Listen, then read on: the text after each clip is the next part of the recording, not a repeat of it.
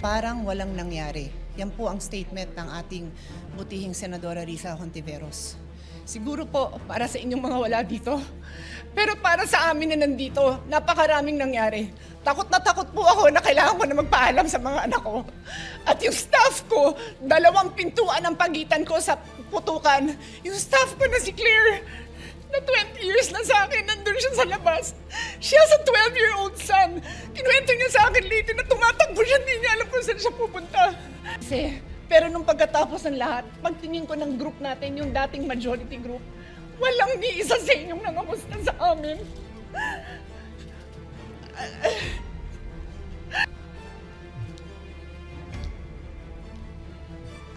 Maraming salamat, Mr. President.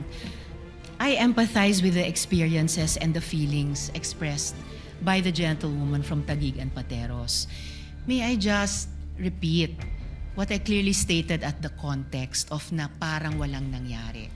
I'm talking about ngayon, after those terrible events that caused fear and a lot of other negative emotions and experiences sa ating mga colleagues, sa ating mga Senate staff, sa security unit dito at sa Senate media. Yun po yung punto ko, and it is akin to one of the points raised by Senator Erwin earlier, before my privileged speech. But let me just assure to you correct that's not that, the Mr. case. President. In fact, I have to Yes. deal with the security of the Senate every day. I'm just not telling you everything that we have to deal with now to make sure that there's no bombs in the in the area, just like every day except this time, and also making sure that there's no miscommunication between the executive, legislative, judiciary, and the international community. That's precisely why we are waiting for the complete investigation, because there are matters that when are discussed in public will cause more alarm and confusion rather than clarity. But that doesn't mean na parang walang nangyari lang. I think that's the point where there will be strong answers, Senator Risa. But of course, you have your point of view, and we respect that. Thank you, Mr. President. And lastly, just for the record, as I said earlier, I deeply respect the emotions of our distinguished colleague. It's evident that the violence that breached our halls has profoundly affected all of us. And I don't doubt, Mr. President, the leadership's personal distress over what transpired. However, when I stated that it feels now as though walang nangyari, I was not speaking about our personal feelings. I was speaking about our institutional posture. Thank you for Our grief as senators is valid, but our mandate requires action. Salamat po ng marami, Mr. President. Thank you for that statement. And personally, I've stated this again and again. And I don't doubt the sincerity of President Marcos when he called to check if we are safe and to assure us that it wasn't an attack from the executive department. I don't doubt that. That's why we're waiting for the full investigation. Thank you. Majority Leader, let's Yes, proceed. Mr. President, just to put on record, it's really way different when you are here inside this Senate premise, especially during the time when we were inside that one room, Mr. President. I would still recall the gunshots, the smelling of gunpowder, Mr. President, and everything that we had experienced. So it's really different, Mr. President. Just want to put that on record. With that, Mr. President, may I move now to that we proceed with the reference of business. Yes. Please proceed. Mr. President, I rise on a matter of personal and collective privilege. Mr. President, halos 1 linggo na matapos ang habulan at barilan dito sa Senado. Sa loob-loob ko, hindi ako mapanatag na simula nung Lunes, ang ipinapakita natin ay para bang walang nangyari. Na para bang hindi nabastos ang ating institusyon, ang ating mga empleyado, at ang mga Pilipino. Hindi maliit na bagay ang nangyari dito. At lalong hindi dapat inaasa sa mga Facebook Live, press conferences at media interviews ang pagtatahi-tahi ng mga pangyayari. Ganito na ba talaga kababa ang inabot ng ating politika sa Pilipinas? Ito na ba tayo, Mr. President? Tuluyan na bang nilihis ng politika ang ating mga pamantayan sa pakikipagkapwa. The situation stooped so low that here, in and around these same august halls, may pwedeng magkasa ng barel sa harap ng mga sibilyan. Dear colleagues, kahit kailan, hindi yan nangyari sa Pilipinas.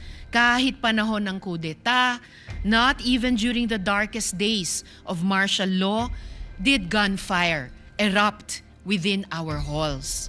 So, whether we stand in the minority or in the majority, the Senate, as an institution, has sustained a profound injury to its dignity, credibility, and moral authority before the Filipino people. And this frustrates me every day since Wednesday, including in the context of initial findings from the investigation conducted by the Department of Justice, the Department of the Interior and Local Government, and the Philippine National Police, beginning to reveal various points. Patuloy pa rin ang investigasyon, Mr. President, at dapat lang. But still, this needs to be said. Kapag may nagpaputok ng barel, right here, in the people's house, kapag naghasik ka ng takot sa mga empleyado, sa media, sa security personnel, at sa mga sibilyan, kapag may natroma dahil sa karahasan, at umuuwing nanginginig at hindi mapakali sa sariling bahay, lampas na ito sa isyu ng pamumulitika. Pambabastos na yan at pang-aabuso sa lahat-lahat ng ipinagkatiwala sa Senado bilang mga lingkod bayan. As we all know, democracy has always made room for disagreement. But, dear colleagues, hindi na ito political disagreement. Hindi na ito issue ng kampihan. What should trouble us is the manner by which this agreement is being settled, which reflects a broader national discourse that has become more coarse and unforgiving. When aggression is normalized and humiliation is treated as political currency. We cannot have a culture that proudly treats fellow Filipinos as enemies to be defeated, all in the name of clout. Yung mga pagbabanta, pambibintang, pananakit ng damdamin, hindi yan ang dapat ginagawang sukatan ng tapang. Kahit magkakatunggali sa politika, hindi tayo dapat ganyan sa isa't isa, lalo na dito sa Senado. Hindi ito tahanan ng ganyang kababang uri ng politika. Ngayon, higit sa kailanman, dapat manaig ang ating pagka-Pilipino.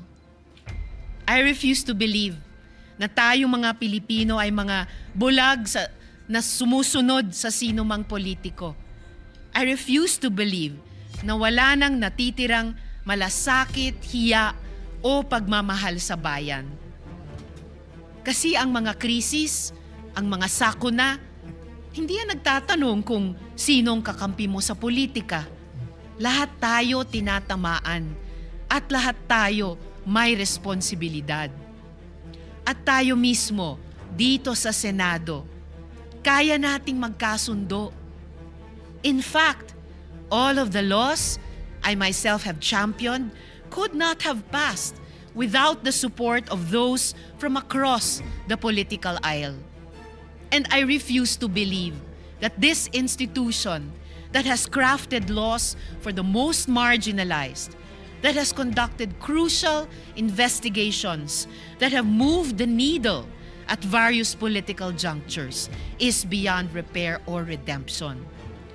Let us remember, Mr. President, that we have a bicameral legislature with a Senate elected at large, precisely to have a body that can rise above parochial concerns and craft a vision for the entire nation.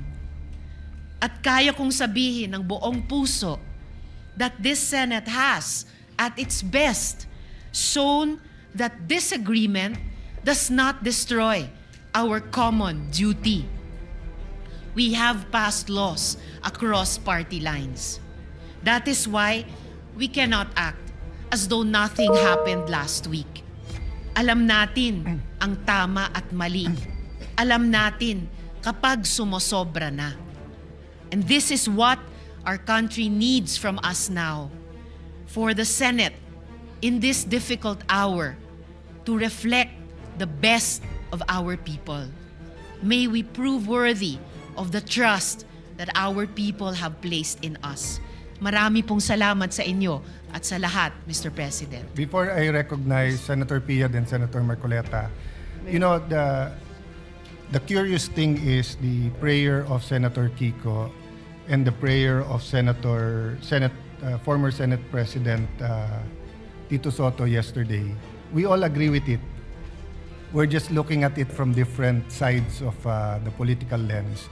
And many of your statements today, Senator Risa, many of us, if not all, agree. But we all won't agree that parang walang nangyari. I don't know where that came from because I don't think anyone is treating it trivially.